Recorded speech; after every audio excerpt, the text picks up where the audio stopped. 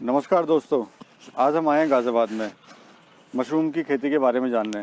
दो युवा किसान हैं जिन्होंने ये काम स्टार्ट किया है। नमस्कार सर। नमस्कार सर अपने बारे में प्लीज़ बताएं। जी, मेरा नाम शांतनु अग्रवाल है और मैं इन्फोसिस में एक सॉफ्टवेयर इंजीनियर हूँ। हाँ जी सर, मेरा नाम उदित दयाल है और मेरा ट्रांसपोर्ट का बिजनेस है गाज़ियाबाद में। सर इस प्रोफेशनल में खेती में आप लोग कैसे आए? आप इंजीनियर हैं, आपका ट्रांसपोर्ट का बिजनेस है। सर, फार्मिंग में आने का जो हमारा मेन रीज़न रहा वो ये था, जो आज का हम वातावरण देखें, कहते हैं अपने आसपास देखें, किस तरह से हर चीज़ पॉल्यूट होती जा रही है। भले ही वो एयर पोल्यूशन हो, वाटर पोल्यूशन हो या फिर खाने में मिलावट हो, हर जगह मिलावट का दौर इस हद तक बढ़ चुका है कि लोग अपनी जान गंवा रहे हैं, लेकिन उसके बाद भी ये चीज़ें बंद नहीं हो रही। तो उसको देखते हुए जो हमने एक कहते हैं अपॉर्चुनिटी देखी मशरूम फार्मिंग के अंदर, जो कहते हैं हेल्दी भी है और साथ साथ में तो एक बेसिकली व्यवसाय आपका का। जो फोकस रहा है वो हेल्थ पे रहा है कि लोगों को हम अच्छा प्रोडक्ट दे सकें, अच्छा फूड दे सकें, अच्छी मशरूम दे सकें, जी सर। ताकि लोग जो केमिकल वाले जो प्रोडक्ट आए हुए हैं उनसे लोगों को बचाव हो हाँ, सके जैसे कि हम उनका। सब जानते हैं, ये हम लोगों से सबसे परिचित है कि जो आजकल जो सब्जियां जो मार्केट में आ रही हैं, जो हम सब लोग खा रहे हैं, सबको पता ही वो किस तरह से उगाई जा रही हैं, उस पर किस तरह के फर्टिलाइजर का कितना बुरी तरह प्रकोप है, और वही चीज़ हम डायरेक्ट खा रहे हैं।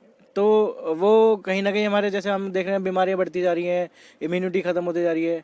तो इसके चलते एक मुहिम स्टार्ट करी हमने कि हम ऑर्गेनिक को और आगे लेके चलें तो सर और ऑयस्टर मशरूम की खेती करें। सर किस तरह की आप मशरूम की खेती करते हैं? कौन सी मशरूम आप करते हैं? हाँ जी सर, हम मशरूम की एक वैरायटी है सर, ऑयस्टर मशरूम, हम उसकी खेती करते हैं। ढींगरी मशरूम। झींगे। डींगरी मशरूम हिंदी में अच्छा कहते हैं। सर, मैं अपने दर्शकों को बताना चाहूँगा, पूछना चाहूँगा कि और कितनी तरह की मशरूम होती हैं? जी, मशरूम, बेसिक मशरूम्स जो आती हैं, एक तो होती है ऑयस्टर मशरूम, ढींगरी मशरूम, एक होती है बटन मशरूम और तीसरी होती है मिल्की मशरूम। फिर इसमें हम और ऊपर जाते हैं तो मेडिसिनल मशरूम आती है, शिटाके मशरूम, गैनोडर्मा मशरूम, फिर और सुपर मशरूम्स आ जाती हैं, कॉर्डिसेप मिलिट्रेस होती है। तो सर ऑस्टर ही आपने क्यों चुना? क्योंकि आपको इजी टू ग्रो लगी, या इसमें लागत कम आती है, या कोई भी इसको कर सकता है, या इंफ्रास्ट्रक्चर जो है, मकान है या हट में जो बनानी है वो कम लागत में बनता है?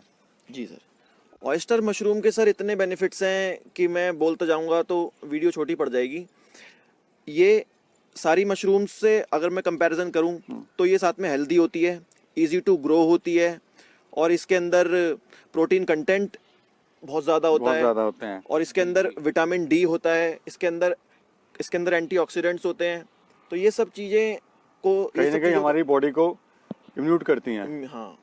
और कोविड-19 जिस तरीके से आया, उसके बाद तो इसकी डिमांड इतनी ज़्यादा बढ़ गई कि हमें लगा कि इससे बढ़िया व्यवसाय कुछ नहीं हो सकता। करिए, या फिर कैसे आपने ये स्टार्ट किया? किसी के साथ में पहले देखा आपने? कहाँ देखा, या कहीं वीडियो में आपने देखा? जी, हमने बहुत सारे फार्म्स विजिट किए और हमने ट्रेनिंग भी ली पिलखवा में, कहते हैं ऑयस्टर मशरूम की, और फिर हमने ये मन बनाया कि हमें भी ऑयस्टर मशरूम स्टार्ट करना चाहिए। जी। तो कहीं ना कहीं आप किसी न किसी से इंस्पायर हुए हैं और लोगों को अच्छा कुछ करने के लिए, आप अच्छा प्रोडक्ट देने के लिए आपने सोचा है। हाँ जी सर, बिल्कुल। इंस्पिरेशन तो बहुत इंपॉर्टेंट है किसी भी स्टार्ट, मतलब कोई भी आप कुछ भी स्टार्ट करना चाहते हैं नया। तो जैसे सबसे ज़्यादा इंपॉर्टेंट ये देखा जाएगा कि मतलब हमने इसमें काफ़ी रिसर्च करी। तो रिसर्च करके हमने देखा कि जितने मशरूम के बेनिफिट्स हैं, मेरे को लगता है कि शायद ऑर्गेनिक वेजिटेबल में किसी और वेजिटेबल के इतने बेनिफिट्स नहीं है जो ऑयस्टर मशरूम हमें देता है, या फिर और भी वैरायटी के मशरूम जो हैं।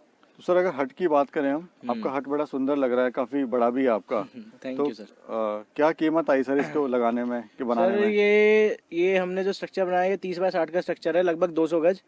और इसका कॉस्टिंग ये मान के चलिए सर, ये 1.25 लाख से 1.5 लाख के बीच में पड़ा है।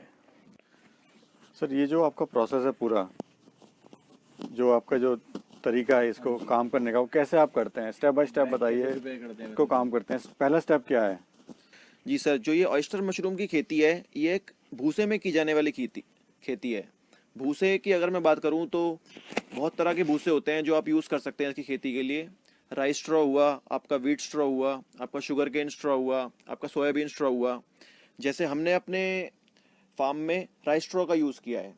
राइस स्ट्रॉ को सबसे पहले हमको कट करना होता है सबसे स्मॉल स्मॉल पीसेस में, उसका भूसा बनाना होता है। उसको भूसा बनाने के बाद हम उसको स्टेरलाइज करते हैं 15 से 16 घंटे के लिए। स्टेरलाइज करने के बाद हम उसको सुखाते हैं हवा में 7 से 8 घंटे के लिए, और जब उसके अंदर मॉइस्चर कंटेंट 50 to 60% रह जाता है, तब हम उसमें स्पॉनिंग करते हैं। तो सर ये हम कैसे पता लगाएं कि इसमें मॉइस्चर इतना अब चाहिए? कुछ का कोई मशीन है, कोई यंत्र है, या हाथ से इसको बताते हैं हम? ये हम सर हाथ से चेक करते हैं। जब 7 से 8 घंटे के बाद हम भूसे को उठाते हैं और उसको निचोड़ते हैं, तब उसमें से हम देखते हैं कि अगर उसमें से पानी टपक रहा है तो हम ये एनालाइज करते हैं कि अभी उसमें और सुखाने की ज़रूरत है। और अगर उसमें पानी नहीं टपक रहा है और सिर्फ मॉइस्चर है, सिर्फ हाथ गीला हो रहा है, तो हम समझ जाते हैं कि अब इसमें ये रेडी है स्पॉनिंग के लिए। हाँ, मतलब ये है कि अगर आप भूसा तैयार है spawning जैसे के हाँ लिए। जैसे कि आप अगर स्ट्रॉ लेते हैं, भूसे लेते हैं हाथ में और उसे दोनों हाथ से बिल्कुल प्रेस करते हैं, तो अगर उसमें बिल्कुल धारा जैसे पानी निकल रहा है तो उसका मतलब इसमें बहुत ज़्यादा मॉइस्चर है, उसे और सुखाने की ज़रूरत है। अदरवाइज क्या है, उसमें पानी बिल्कुल टाइट से प्रेस करने के बाद नहीं निकल रहा है, लेकिन जब आप भूस को छोड़ रहे हैं आपके हाथ गीले हैं, सिर्फ इतना मात्रा का मॉइस्चर उसमें होना चाहिए भूस में, जिसमें कि हम ये बाद में उसके बाद आप स्पॉनिंग करते हैं हाँ इसमें? जी, हाँ जी। तो स्पॉनिंग सर मिक्स स्पॉनिंग करते हैं या लेयर स्पॉनिंग करते हैं आप? सर वैसे दो तरह की स्पॉनिंग होती है, जैसे कि आप बोल रहे हैं कि मिक्स और लेयर, और लेकिन हम जो करते हैं वो लेयर, हम मिक्स स्पॉनिंग करते हैं, क्योंकि ये थोड़ा टाइम एफिशिएंट होता है। इसमें लेयर स्पॉनिंग में बहुत टाइम लग जाता है, और अगर हम प्रोडक्टिविटी की देखा जाए तो ज़्यादा कुछ फ़र्क नहीं है, मुश्किल से मतलब 19-20 का फ़र्क आता होगा प्रोडक्टिविटी में, लेकिन बहुत टाइम टाइम कंज्यूमिंग बच होता जाता है, है। लेबर बच जाती बिल्कुल है। बिल्कुल, क्योंकि लेयरिंग आप में उसमें एक एक लेयर बनाएंगे, फिर उसमें स्पॉनिंग करेंगे, फिर लेयर बनाएंगे, फिर स्पॉनिंग। हाँ बिल्कुल। हम्म। तो सर इसके बाद फिर आप क्या करते हैं, अगला स्टेप क्या होता है? तो हम क्या करते हैं, जैसे जैसे कि सर ने बताया इन्होंने कि हम स्टरलाइज कर लेते हैं, ठीक है, स्टरलाइज करने के बाद सुखा लेते हैं। उसके बाद हम क्या करते हैं कि बिल्कुल ये जो इसका मेन ध्यान रखें कि जो हम इसे स्टरलाइज कर रहे हैं, इसे सुखा रहे हैं, ये शेड में होना चाहिए, मतलब इस पे डायरेक्ट सनलाइट नहीं आनी छायादार। चाहिए, छायादार होना चाहिए, जो बिल्कुल जो किसी छत के नीचे या फिर इसके ऊपर आप पिन्नी तिरपाल डाल सकते हैं ऊपर, जैसे भी आपकी जैसे भी आप मैनेज कर सकते हैं, ये डायरेक्ट सनलाइट में नहीं होना चाहिए। अच्छा सर, ये समस्या भी रहती है किसान भाइयों को, जब सुखाते हैं तो उसमें मक्खी मच्छर आके बैठ जाता है, जो कि बाद में अपना लार्वा छोड़ देता है, अंडे दे देता है, और उससे फिर बीमारियां पनपती हैं। हाँ, तो उसका तो समाधान सर कैसे करें? तो ऐसा होता है कि देखिए, जहाँ पे भी आप ये सब प्रोसेस कर रहे हैं, पहली बात तो बहुत हाइजीनिक होना चाहिए और क्लीन होना चाहिए चारों तरफ, बिल्कुल अच्छे से, मतलब साफ़ सुथरा इलाका होना चाहिए जहाँ पे भी आप ये सब चीज़ें कर रहे हैं। दूसरा क्या है, हम जो स्टेरलाइज करते हैं वो हमारे पास रेड बैग्स हैं, ठीक है, जो आलू के कट्टे आते हैं, मंडी में मिल जाते हैं आलू प्याज के कट्टे, हम उसके अंदर भूस भर के फिर उसे स्टेरलाइज करते हैं। तो अगर आप देखेंगे हम खुली हवा में रखते हैं तो इतना मक्खी मच्छर वैसे नहीं आते, अगर आप चारों तरफ सफाई जो है साफ़ सुथरा करके रखते तो हैं सर कैसे आप स्टरलाइज करते हैं उसको? देखिए, हाँ जी, स्टरलाइजेशन के प्रोसेस के लिए हम वेस्ट डिकम्पोजर का यूज़ करते हैं। वेस्ट डिकम्पोजर ये हमारे गाज़ियाबाद में ही कहते हैं एग्रीकल्चर डिपार्टमेंट ने तैयार की हुई एक दवाई है, तो ताकि हमारा जो मशरूम है वो पूरा ऑर्गेनिक रहे। तो हम वेस्ट डिकम्पोजर किस तरह से बनाते हैं, हम 100 लीटर पानी लेते हैं एक ड्रम में, और उसमें गुड़ चीनी का मिक्सचर डाल करके और वेस्ट डिकम्पोजर की बोतल डालते हैं, और फिर उससे जो मिक्सचर तैयार होता है हम उसको स्टेरलाइजेशन के लिए यूज़ करते हैं। Okay, तो कहने का मतलब है कि आप जो भी आप ये प्रोडक्ट आपका तैयार हो रहा है, ये ऑर्गेनिक है? ये प्योरली ऑर्गेनिक है। 100% ऑर्गेनिक। कुछ लोग इसे केमिकल से भी करते हैं, फॉर्मलिन हो गया, फॉर्मलिन और बेवेस्टिन डाल के यूज़ करते हैं, लेकिन वो भी इसे ऑर्गेनिक बोलते हैं, लेकिन सही मात्रा में वो ऑर्गेनिक तो नहीं सर है। कुछ प्रोडक्टिविटी पे कुछ फर्क पड़ता है अगर केमिकल डालते हैं और ऑर्गेनिक तरीके से हम करते हैं, तो क्या फर्क पड़ता है प्रोडक्टिविटी पे? प्रोडक्टिविटी पे ऐसा कोई खास असर नहीं है। प्रोडक्टिविटी, लेकिन जो क्वालिटी होती है उस पे ज़रूर फ़र्क पड़ता है। अगर आप केमिकल से बनाते हैं तो आपकी जो क्वालिटी है मशरूम की वो इतनी अच्छी नहीं होती, और जो हम कहते हैं ऑर्गेनिक तरीके से बनाते हैं उसकी क्वालिटी बहुत अच्छी होती है। सर अगर कि हाँ, इसमें जैसे थोड़ा सा इसमें क्या रहता है कि इसमें थोड़ा सा क्या रहता है, जो केमिकल होता है, ठीक है, आपने शॉप से परचेज करा और आपने उसे स्टरलाइज कर दिया, ठीक है, लेकिन जो ऑर्गेनिक होता है वो आपको बनाना पड़ता है। सर आप कुछ ऐसे यंत्र का भी इस्तेमाल करते हैं जिससे आपको पता लगे कि ह्यूमिडिटी कितनी है, टेम्परेचर कितना है? कोई ऐसा कोई यंत्र है सर जिससे आप पता लगा सकते हैं साइंटिफिकली तरीके से कि आज टेम्परेचर इतना है, आज ह्यूमिडिटी इतनी है? जी सर, ये है सर हाइग्रोमीटर, जिसका हम यूज़ करते हैं, जो टेम्परेचर और ह्यूमिडिटी बताने के काम आता है। और इसके अंदर आप जैसे देख सकते हैं कि अभी फ़िलहाल का टेम्परेचर और ह्यूमिडिटी ये बता रहा है 13.5 डिग्रीज टेम्परेचर और 92% ह्यूमिडिटी। तो जो हमारी ह्यूमिडिटी है इसके लिए वो हमारी 80% से प्लस होनी चाहिए, और जो हमारा टेम्परेचर है वो 15 से 30 डिग्री होना चाहिए। लेकिन जिस तरीके से हमारी अभी फ्रूटिंग निकलने लगी है तो टेम्परेचर अभी हमारा थोड़ा कम जा रहा है, लेकिन एक बार फ्रूटिंग स्टार्ट हो जाती है तो टेम्परेचर का इतना इशू नहीं रहता है। जब हमारा माइसीलियम रन करने की स्टेज होती है उस समय हमें टेम्परेचर का विशेष ध्यान रखने की ज़रूरत होती है। तो सर स्टेप बाय स्टेप बताइए, स्टार्टिंग में टेम्परेचर कितना होना चाहिए जब आप स्पॉनिंग करते हैं, जब आप बैग लगाते हैं उसके कितने दिन बाद कितना होना चाहिए, उसके जब आप तोड़ते हैं तो कितना होना चाहिए? सर स्टार्टिंग में जब हमने भूसा स्टेरलाइज कर लिया और स्टेरलाइज करने के बाद हमने उसमें स्पॉनिंग कर ली। स्पॉनिंग करने के बाद हमने उसे बैग में फिल कर लिया। बैग में हमको होल्स करने होते हैं, एक बैग में कम से कम 12 से 15 हम होल्स करते हैं और फिर हम उसे एक डार्क रूम में रख देते हैं। डार्क रूम आपका बिल्कुल पैक होना चाहिए, जिसमें बिल्कुल कोई भी बाहर से हवा ना जाए, ताकि उसमें जो माइसीलियम है वो रन कर सके। तकरीबन 20 से 25 दिन का समय होता है जिसमें ये माइसीलियम रन करता है, और जिस दौरान टेम्परेचर हमें चाहिए होता है 25 से 28 डिग्री आइडियल केस में। वैसे 15 से 30 में भी काम कर जाता है, लेकिन जो आइडियल केस है वो 25 से 28 है, और ह्यूमिडिटी हमारी 80% से ऊपर होनी चाहिए। सर एक बैग को बनाने में कितना खर्चा आता है?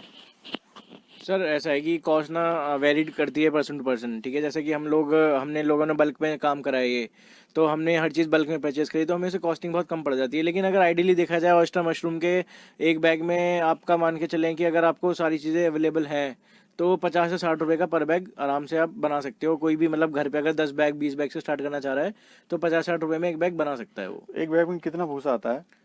ये सर एक बैग जो होता है, ये देखिए ये भी ना जैसे अगर बहुत ज़्यादा विंटर्स हैं, जैसे इस समय मौसम चल रहा है, तो आप ये बैग 7 से 8 किलो का भी बना सकते हो, गीला भूसा, है ना। और वैसे आइडियली क्या है, जैसे अगर गर्मी है, जैसे आने फरवरी मार्च अप्रैल आगे मई तक अगर आप इसे आगे मतलब इसको आप कल्टीवेट करते हैं तो 4 से 5 किलो में आपका ये बैग गीला भूसा मतलब चल जाता है।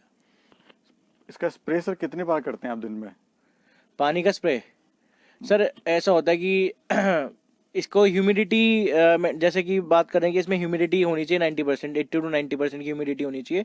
तो ऐसा इसमें ज़रूरी नहीं है कि आपको बार बार स्प्रे करना पड़ता है। जैसे स्टार्टिंग में फ्रूटिंग कर रहे हैं, जैसे कि हमने स्ट्रक्चर बनाया, हमने अंदर टाट की पल्ली लगाई है, तो हम भी टाट की पल्ली पे अगर दिन में एक बार स्प्रे कर देते हैं अच्छे से, तो वो स्टार्टिंग में इनिशियली स्टेज पे जब वो बिल्कुल मतलब जब स्पॉनिंग हम करते हैं इनिशियली जो 15 से 20 दिन होते हैं, वो ह्यूमिडिटी अपना ऑटोमेटिकली मेंटेन कर लेते हैं। और सर इसमें कुछ लोग ये भी देखा गया है कि रेत जो होता है, जो बालू हाँ जी, रेत हाँ होता है, जी, उसको हाँ जी। बिछा देते हैं और उस पर फिर पानी डालते हैं, उसका क्या सर इम्पोर्टेंस है? वो सर जो वो बालू कैसे रेत काम करती है, है? हाँ जी सर, अभी ठंड में तो उसकी ज़रूरत नहीं पड़ती। गर्मी में वो बहुत लाभदायक होता है कि जैसे टेम्परेचर बहुत ज़्यादा बढ़ रहा है तो आप बालू और रेत बिछा दीजिए और उसमें पानी का छिड़काव कर दीजिए, तो आपका ऊपर से अगर आपने बोरे लगा रखे हैं उस पर भी पानी का छिड़काव कर रहे हैं, तो आप, मेरे को लगता है कि अप्रैल मई तक भी आप जो 25 से 30 डिग्री का 28 डिग्री का टेम्परेचर के लिए चाहिए वो आप मेंटेन कर सकते हैं। सर अगर मार्केटिंग की बात करें हम, आप अपने प्रोडक्ट कहाँ पे सेल कर रहे हैं, क्या प्राइस में सेल कर रहे हैं, आपके कस्टमर कौन कौन हैं? जी अभी फ़िलहाल हम अपना प्रोडक्ट लोकल मार्केट में सेल कर रहे हैं। जो हमारी शॉप्स हैं, जो हमारी अच्छी वेजिटेबल्स रखती हैं, थोड़े पॉश इलाके हैं, उनको हम दे रहे हैं फ्रेश में, और बाकी जो हमारा बच जाता है वो हम ड्राई करते हैं और ड्राई फॉर्म में सेल करते हैं। तो क्या प्राइस पड़ता है सर आपको? सर जो हमारा फ्रेश है ये हम 100 रुपीज़ पर केजी सेल कर रहे हैं, और जो ड्राई है ये हमारा 600 to 700 पर केजी सेल होता है। सर इसमें अगर बीमारियों की बात करें तो बीमारियां कौन कौन सी आती हैं, कैसे उनका बचाव हो? क्योंकि अगर बीमारियां आती हैं तो पूरे का पूरे वो फसल को ही पूरे खराब कर देती हैं। बिल्कुल समझ रहे हैं आप। जी सर, जी सर। सर इसमें मेनली जो बीमारियां होती हैं वो होती हैं आपकी हाइजीन की वजह से। एक होता है आपका ग्रीन मोल्ड, जिसमें बैग के अंदर काई जमने लग जाती है। वो अगर हमारा जो भूसा जो हमने लिया है अगर वो प्रॉपरली सूखा हुआ नहीं है, कहते हैं अगर हमने फ्रेश भूसा ले लिया है और उसमें कुछ ग्रीन पार्टिकल्स आ गए हैं, कुछ ग्रीन भूसा आ गया है, तो वो हमारा ग्रीन मोल्ड प्रोड्यूस करता है, जिसकी वजह से हमारे बैग में काई जम जाती है और पूरा का पूरा बैग खराब हो जाता है। एक हमारी दूसरी डिजीज़ होती है, वो होती है ब्लैक पेपर डिजीज़। ये हमारे खुद के नेम है जो हमने दिए हैं, ब्लैक पेपर डिजीज़। जो इसमें क्या होता है, हमारा बीज सड़ने लगता है अंदर। अगर हमारा मॉइस्चर उसके अंदर ज़्यादा हो जाता है तो हमारा बीज सड़ने लगता है और वो पूरा का पूरा ब्लैक हो जाता है और धीरे धीरे हमारा पूरा बैग खराब हो जाता है। ऐसा लगता है उसमें से काली मिर्च का किसी ने छिड़काव कर दिया हो पूरे बैग के ऊपर। बहुत बहुत टाइनी स्पॉट्स हो जाते हैं, बिल्कुल ब्लैक डॉट्स हो जाते हैं, बहुत छोटे छोटे, जिसे हम ब्लैक पेपर डिसीज़ भी कहते हैं।